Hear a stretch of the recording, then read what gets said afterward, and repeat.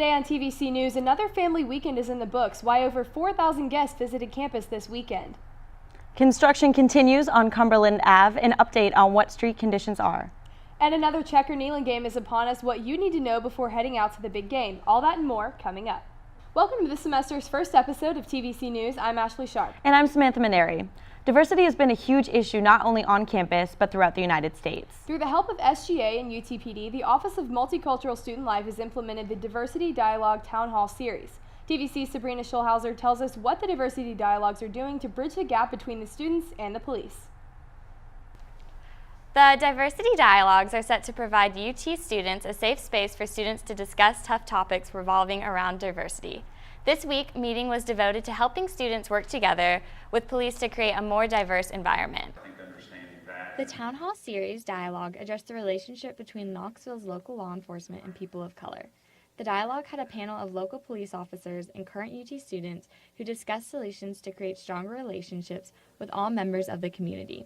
The panel opened questions to the audience, allowing students to address their current concerns with different community members. Cortland Thompson, a student at UT, has been working closely with the UTPD to bridge the gap between the students and their relationships with law enforcement. We must be able to say something. We don't want to be too nervous or too scared to establish that relation with that, person in the community. Not only do the members of the panel have an opportunity to speak up about these issues, but attending students have the opportunity to express their views as well.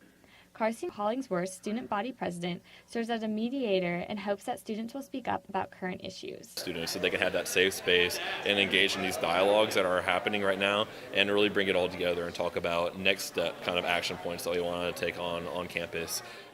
From here on out, Hollingsworth hopes to involve more student engagement in future town hall meetings, apply it to their everyday lives. Students engage in these conversations and engage in action to try to make improvement on campus and in the community. And for more information on the series and events like it, you can visit the Office of Multicultural Student Life at multicultural.utk.edu.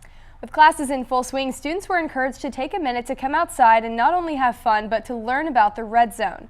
The first annual West Area Block Party offered free food, games, music, inflatables, and more.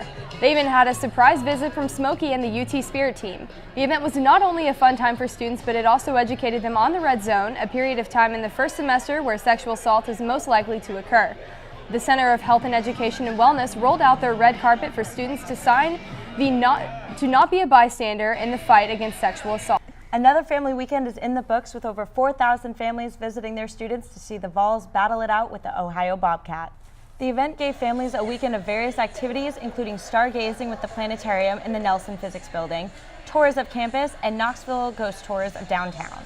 The main event, however, took place on Saturday with families gathering in Circle Park to enjoy a brunch tailgate right before kickoff. Families were also given t-shirts, sunglasses, and even clear tote bags to take into the stadium as part of their welcome to campus. So the Fall Family Weekend event is definitely one that is really important, not just for the students, but also for families as well. So for us, we strategically place it in September because our first year students are normally have been here for about a month and a half. It's a good time for their families to come down to see how college is like for them. Are they adjusting? Are they having a good time?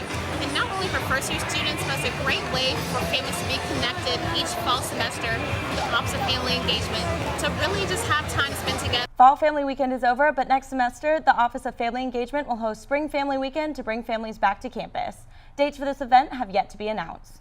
With the fall semester well underway, many students are adapting back to campus life. But for students who are under lease at the Standard, life is anything but normal. Current residents at the new apartment complex were not too happy when they were notified that they were being placed into hotels at the beginning of the semester. To make matters worse, they were forced to move out this past weekend for the football game against Ohio because the hotel was already pre-booked. However, students are wondering if this is going to happen again. The Standard frequently sends out updates each week on their website and now know that they have pushed the move-in date up to October 12th. And if the apartments are not ready by then, the residents will have the option of terminating their lease, but until then, students are left in a bind. We've been told that students living in the hotels provided by the Standard will again have to leave their rooms for the Florida football game this weekend. The Center for Student Engagement Frank Warren's Post-Secret live this week in AMB Auditorium. People were allowed to send in postcards to Warren with their secrets on them. From there, the show featured Warren and his crew acting out the scenes, enjoying the humor and humanity in the personal stories. Since the Post Secret blog was created in 2005, Warren has gone on to make Post Secret into 6 best-selling books and are currently featured in a Smithsonian art exhibit. For more information on Post Secret and the blog, you can visit postsecret.com. Well, coming up after the break, we have Elena Emery in the studio with your weekly sports update. And we'll take a look at what we can expect for this week's forecast with Ansley Daniels. Stay tuned. The fascinating thing about the brain is that it's largely unknown.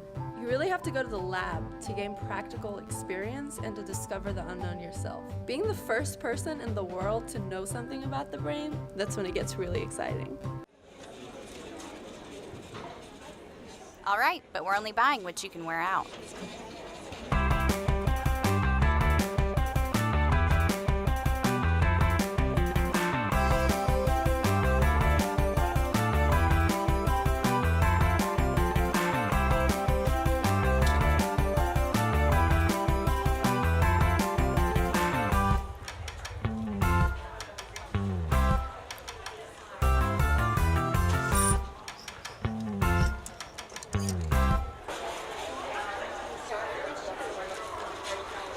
Really?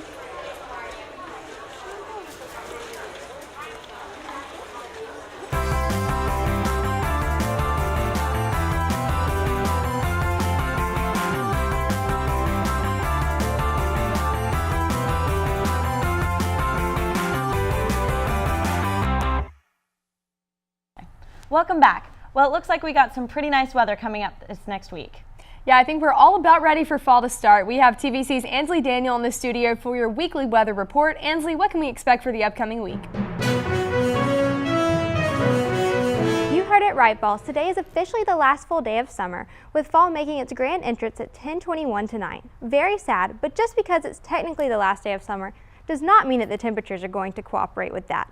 To round out the work week, we can expect some hot temperature with a high of 88 and lows in the mid-60s. Summer temperatures make their comeback this weekend when the Vols take on the Gators.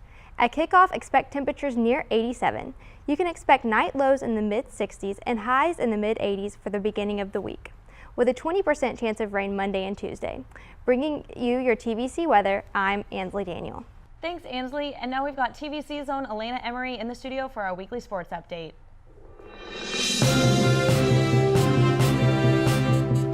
It's TVC's first week back, and it's a big one. Vol fans, it's officially Florida week. In case you haven't heard, the Tennessee Vols take on the Florida Gators at home on Saturday. The Vols are currently ranked 14, while Florida is ranked 19th.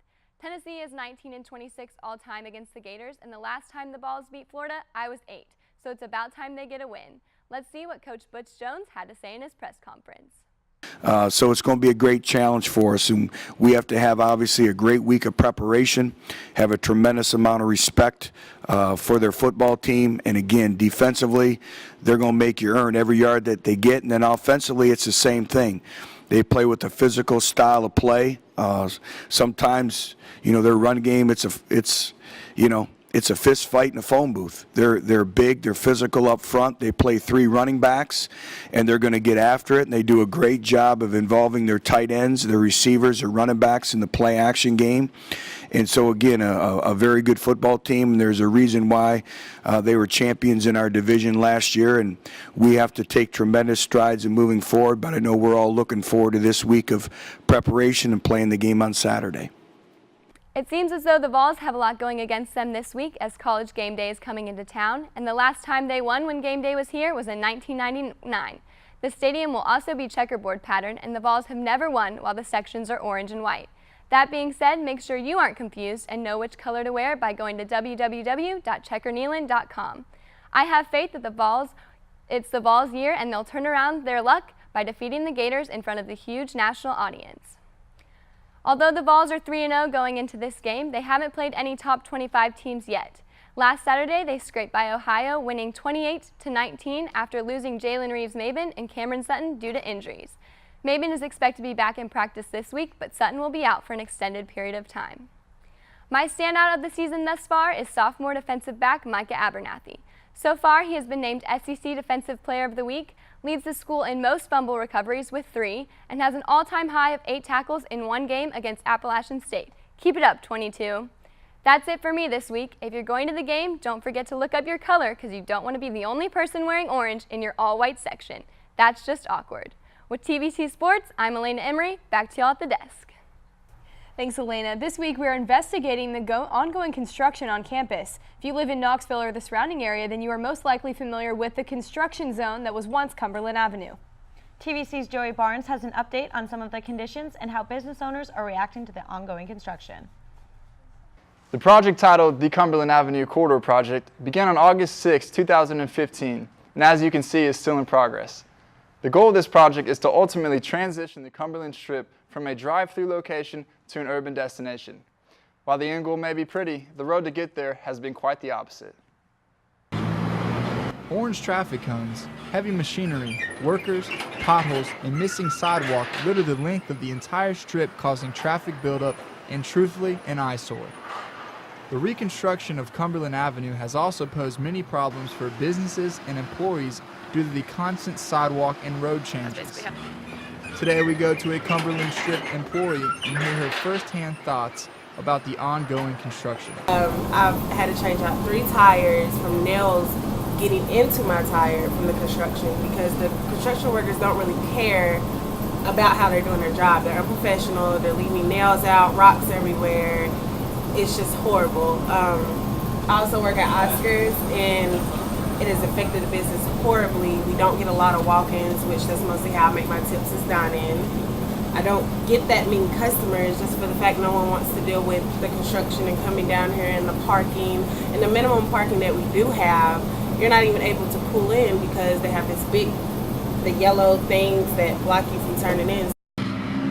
The construction on Cumberland Avenue has been problematic to many, but will eventually be worth the hassle once it's finished. The expected completion date for the construction on the strip is August 31st, 2017. For more information or questions about the Cumberland Avenue Corridor Project, you can visit cumberlandconnect.com. Thanks, Joey. Well, this weekend, the Vols will get their 3rd chance to score a big win during a Checker-Neyland game. The first 2 Checker-Neylands have been unsuccessful, but don't worry, there is always a way to turn it around. UT will take the field against the Florida Gators on Saturday at 3:30 p.m. Make sure you check the website checkerneyland.com to see if you're wearing orange or white. The 8th Annual Diversity and Inclusion Week will take place September 26th through the 29th. The theme for this year's event is Diversity and Inclusion, It's Time.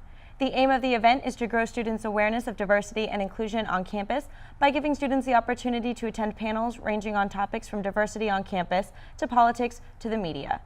The week will round out with the CCI Diversity Festival, an all-campus barbecue with inflatables, a photo booth, music, and various cultural performances. For a schedule and full list of events, you can visit the College of Communication website at cci.utk.edu and click on the CCI Diversity and Inclusion Week.